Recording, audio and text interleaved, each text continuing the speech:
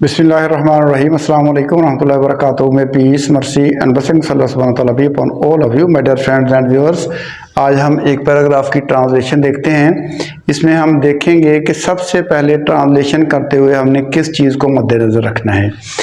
Paragraph की पूरी translation करेंगे, मानी भी समझेंगे और टेंसेस को हर लिहाज से हम इन चीज़ों को डिस्कस करेंगे। देखते हैं, पैराग्राफ है, पाकिस्तान इस्लाम के नाम पर कायम हुआ था और सिर्फ इस्लाम ही इसकी बका की ज़मानत हो सकता है।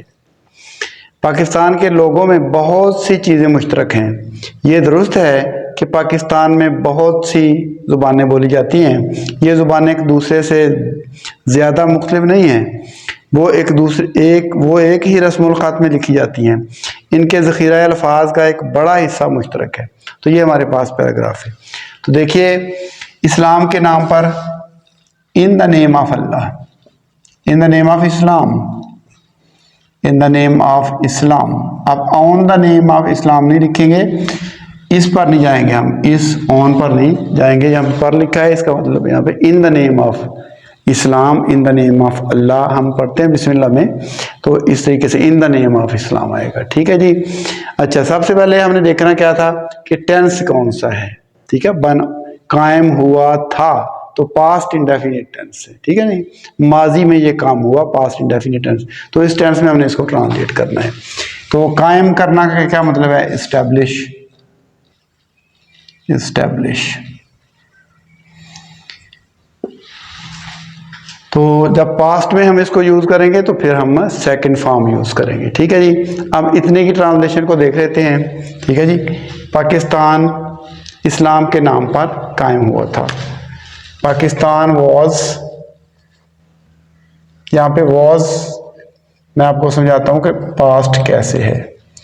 Pakistan was established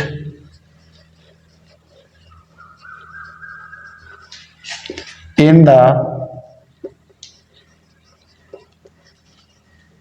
the name of इस्लाम। पाकिस्तान इस्लाम के नाम पर बना था, अभी आगे जारी है। ठीक है जी। तो पाकिस्तान वाज क्या है? इज आर एम का पास्ट है। ठीक है, तो चूंकि पैसिव में सेंटेंस है तो पैसिव में फिर हम इस तरीके से जो इज आर एम वाले सेंटेंसेस होते हैं, जब उनका पैसिव बनाते हैं तो फिर हम वाज और वर का यूज करते हैं। सिंगल हो तो वाज और प्लूरल हो तो फिर वर। तो और सिर्फ इस्लाम ही इसकी बका की ज़मानत हो सकता है। अब बका क्या होती है? इस्लाम सिर्फ ओनली। ठीक है जी। इस्लाम का इस्लाम ही आएगा, ही, इस्लाम ही। ठीक है, इसकी बका, बका क्या होती है? Survival, existence, existence. ठीक है जी। जमानत, गारंटी, गारंटी जमानत होती है। ठीक है, हो सकता है, कैन। ठीक है जी। तो सकना के मानों में कैन वाला, तो ये हमने करना है। And only, and only Islam can, simple sentence है, कैन गारंटी, गारंटी इट्स, इसकी है, इस्लाम ही इसकी बका की ज़मानत हो सकता है। Can guarantee its existence, existence. ठीक है जी।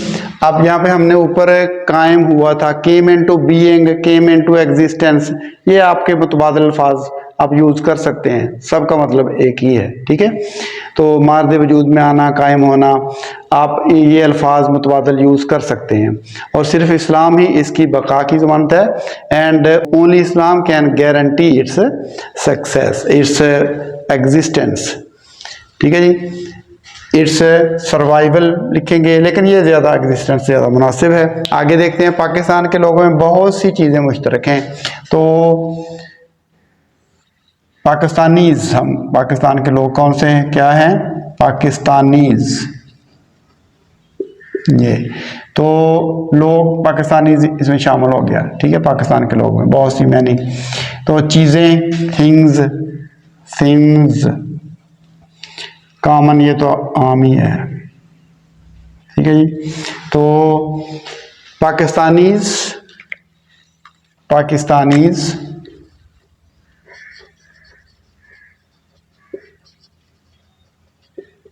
हैव, ज़्यादा हैं, हैव लगाएंगे, मतलब पोजेशन के मानों में आ रहा है। Pakistanis have many things, Pakistan में बहुत सी चीज़ें कॉमन है, in common, common. Pakistanis have many things in common, Pakistan में बहुत सी चीज़ें मुश्तरक हैं, ये दुरुस्त है।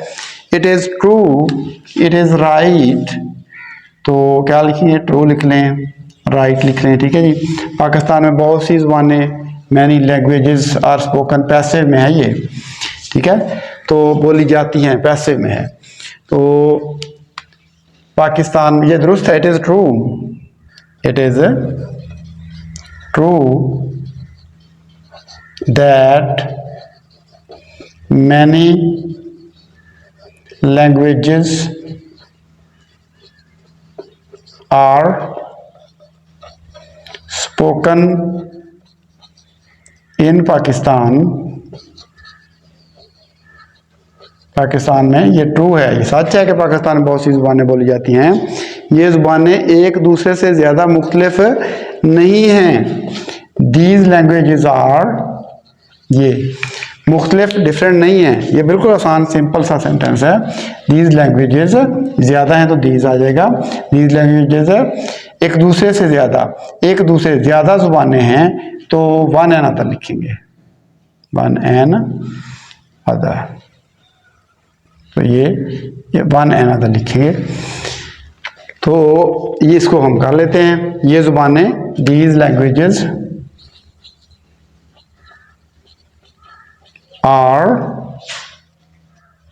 नॉट मच डिफरेंट, ज़्यादा, much different from, different from, different के साथ फ्रॉम लगाना है, different from one another, one another, ये। उसके बाद देखिए, वो एक ही रस्मुल ख़त में लिखी जाती हैं ज़ुबानें। दे आर रिटन, ये भी पैसिव में है, दे आर रिटन, एक्टिव में नहीं है, पैसिव में है, they are written in the same script, alphabet भी लिख सकते हैं, सेम अल्फ़ाबेट भी लिख सकते हैं, सेम स्क्रिप्ट भी लिख सकते हैं, तो स्क्रिप्ट, ठीक है जी। अच्छा जी, उसके बाद हम देखते हैं आगे क्या है। देखिए, रस्मुल ख़त में लिखी जाती है, रस्मुल ख़त क्या होता है, स्क्रिप्ट। तो स्क्रिप्ट एक होता है मैन्यू स्क्रिप्ट, जो हाथ से लिखी हुई चीज़ हो, ठीक है, हाथ से लिखा हुआ नुस्खा या हाथ से लिखी हुई चीज़, उसको हम बोलते हैं मैन्यू स्क्रिप्ट। लेकिन ये स्क्रिप्ट है रस्मुल ख़त। तो इसके, इनके ज़ख़ीरा अल्फ़ाज़, ज़ख़ीरा अल्फ़ाज़ क्या होता है, वोकैबुलरी, आपको पता ही है, वोकैबुलरी एक बड़ा हिस्सा, ठीक है, आ ह्यूज पोर्शन कर लें, पार्ट लिख लें, ठीक है जी, हिस्सा मुश्तरक है, कॉमन है, ठीक है जी।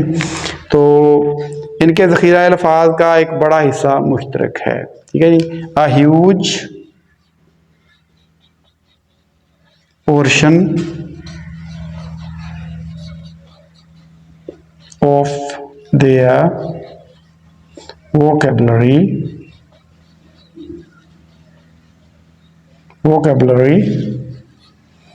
is a common, मुश्तरक है,